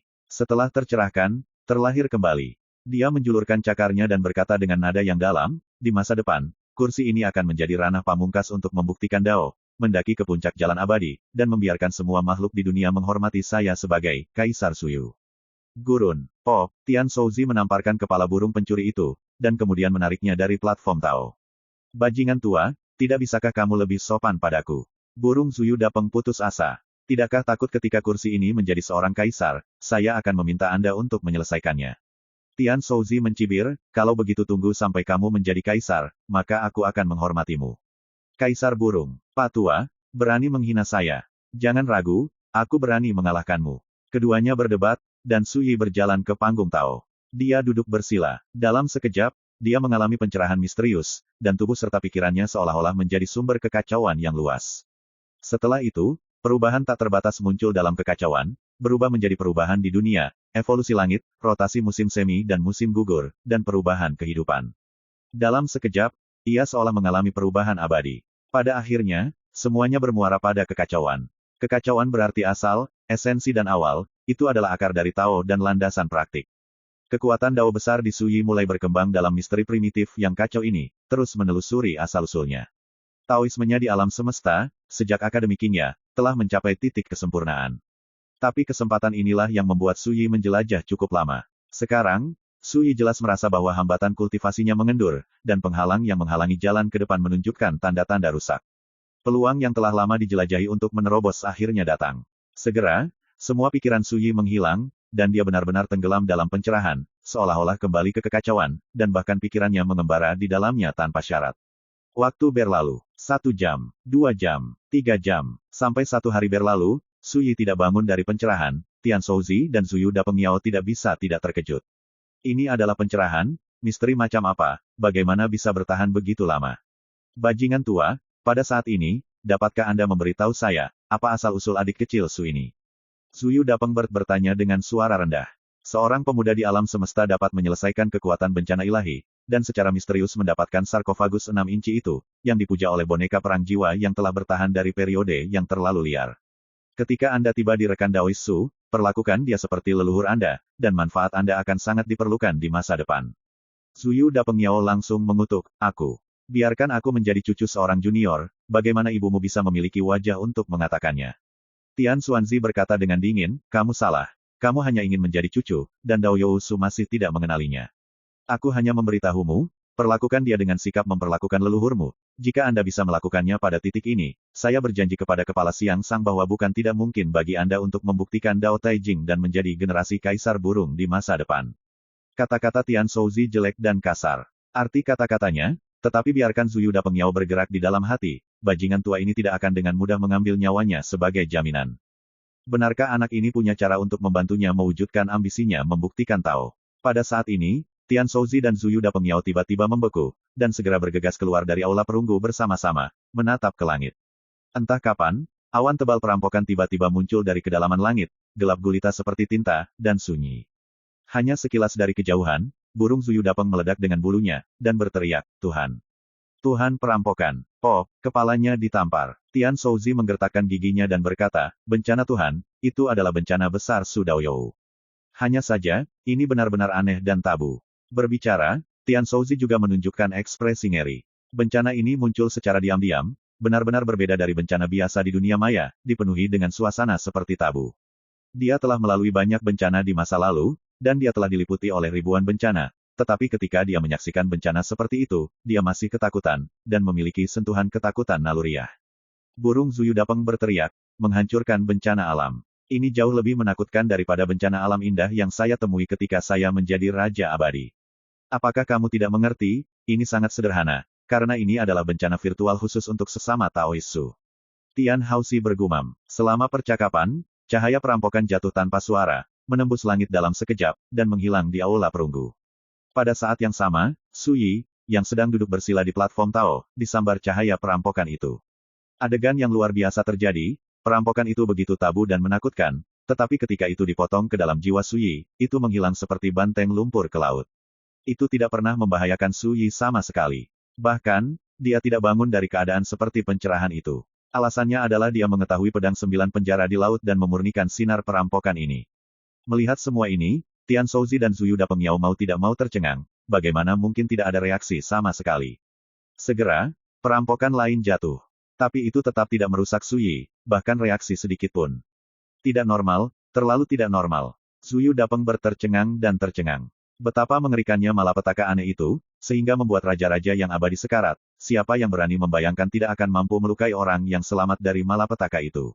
Ini normal. Dia diam-diam berkata dalam hatinya bahwa semua ini mungkin ditakdirkan untuk berhubungan dengan reinkarnasi. Di waktu berikutnya, semakin banyak cahaya perampokan jatuh dari kedalaman awan perampokan, tetapi tanpa kecuali, ketika jatuh di Su Yi, cahaya itu menghilang seperti salju yang mencair ke dalam air. 1/4 jam kemudian, awan perampokan langit benar-benar menghilang.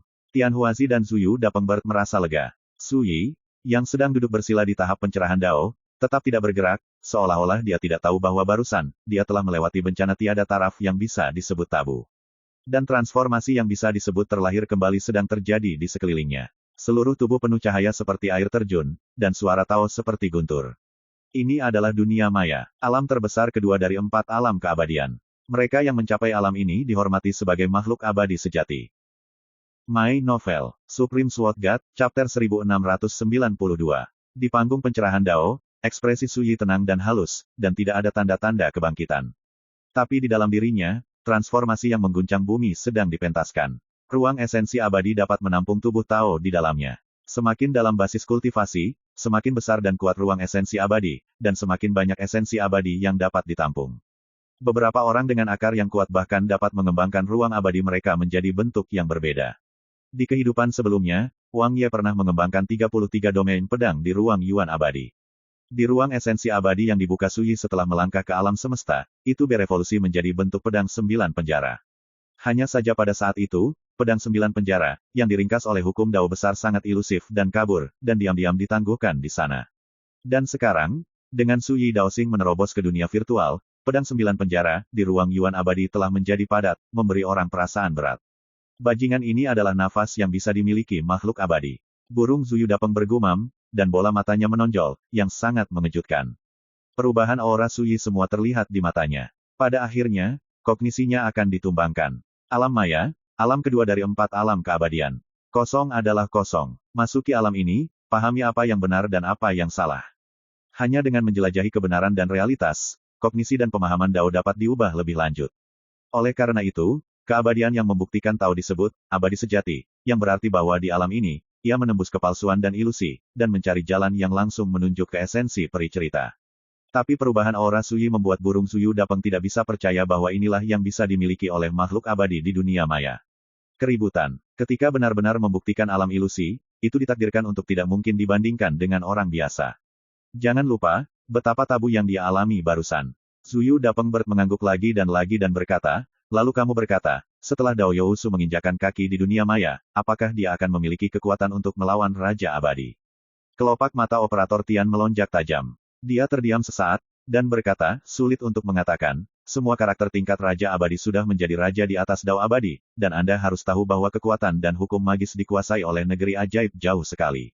Jauh di atas alam suci. Singkatnya, alam suci dan alam indah, yang tampaknya hanya satu perbedaan alam besar, sebenarnya adalah dua alam yang sama sekali berbeda. Rekan Daois Su baru saja menginjakan kaki di alam maya, bahkan bukan alam suci. Bahkan jika latar belakang dan Taoisme bertentangan dengan langit, Anda harus bertarung melawan Raja Peri. Kesenjangan dalam budidaya masih terlalu besar. Kekuatan gaib dan misteri yang ia kuasai, serta metode dan kebijaksanaan bertarungnya yang tak terbayangkan. Sederhananya, satu-satunya hal yang dapat saya yakini adalah bahwa seharusnya tidak menjadi masalah besar bagi rekan Taois Su hari ini untuk bersaing dengan Raja Abadi di tahap awal negeri ajaib. Ketika Zuyu Dapengbert mendengarnya, dia hanya bisa menghela nafas. Jika ini masalahnya, di masa lalu dan sekarang, Su Daoyou dapat dianggap tak tertandingi di dunia. Bagaimanapun, aku belum pernah mendengarnya sebelumnya. Keabadian mana yang benar-benar abadi yang bisa bertarung melawan Raja Abadi? Operator Tian setuju. Namun, dia tahu lebih baik daripada siapapun bahwa pada titik tertentu, Su Yi tidak dapat dinilai berdasarkan wilayahnya. Lihatlah bagaimana Raja-Raja Abadi itu mati pada hari ke-7. Lihat bagaimana 6 Raja Iblis dari Iblis eksotik dieksekusi. Dapatkah ini dijelaskan dengan kekuatan alam? Waktu terus berjalan. Setengah hari lagi berlalu dengan tergesa-gesa. Di tahap pencerahan, Su Yi diam-diam membuka matanya. Sebelum saya hanya mencari ikan dari kayu, naik keledai untuk menemukan keledai. Dia menghela nafas. Apakah itu di berbagai kehidupan lampau atau di kehidupan ini? Apa yang dia cari selalu mencari terobosan yang lebih tinggi di jalan ilmu pedang. Tetapi setelah menginjakan kaki di jalan keabadian, ketika dia memahami Dao, dia jatuh ke dalam kebingungan yang menggelikan. Alasannya sangat sederhana, dia telah berusaha menemukan semacam kekuatan Dao yang dapat sepenuhnya mengintegrasikan Dao terlarang seperti Samsara dan Xuanzu.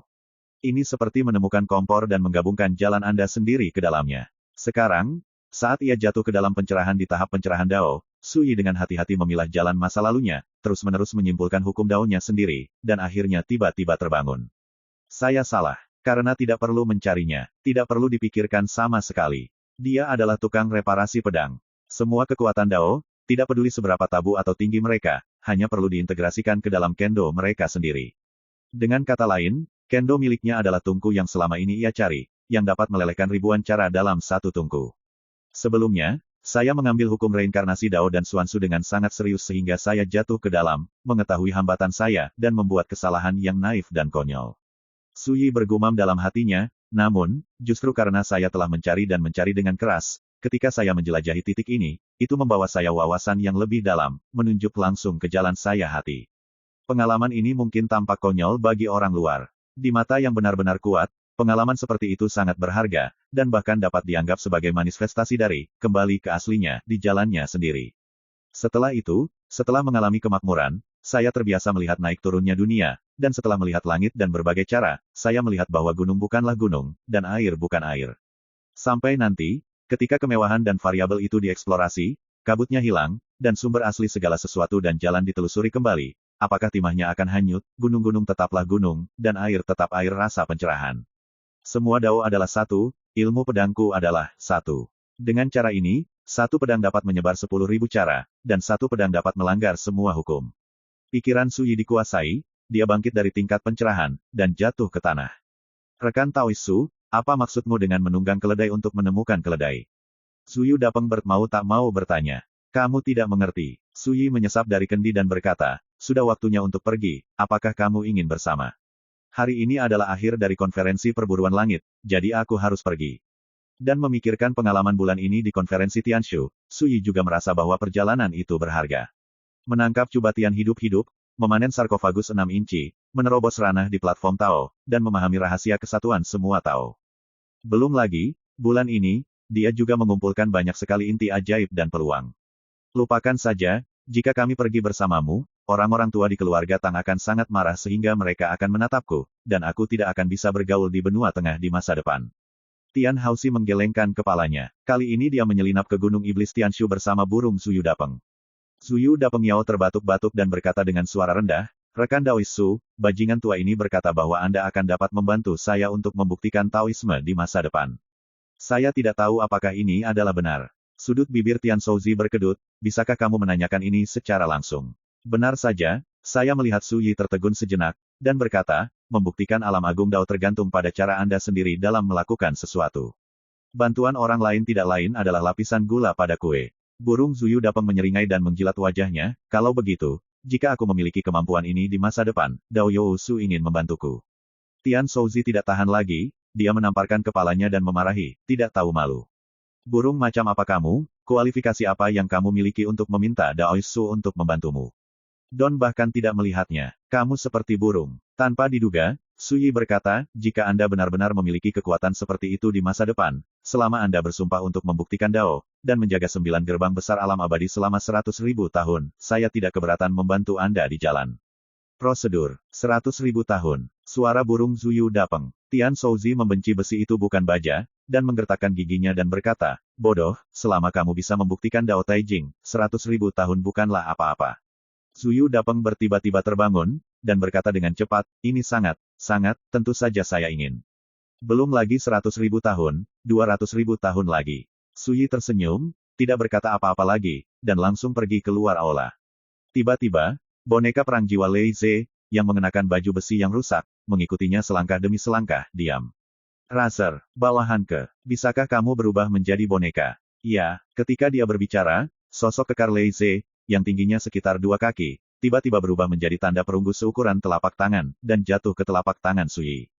"Bajingan tua, kemana kamu akan pergi selanjutnya?" Su Yi menoleh dan bertanya. "Pergi." Tian Shouzi membuka mulutnya untuk mengatakan sesuatu, dan segera berkata dengan senyum kering, "Mari kita berjalan-jalan dan berdamai dengan apa yang terjadi." Su Yi mendengus dan berkata, "Kalau begitu kita akan bertemu lagi di masa depan."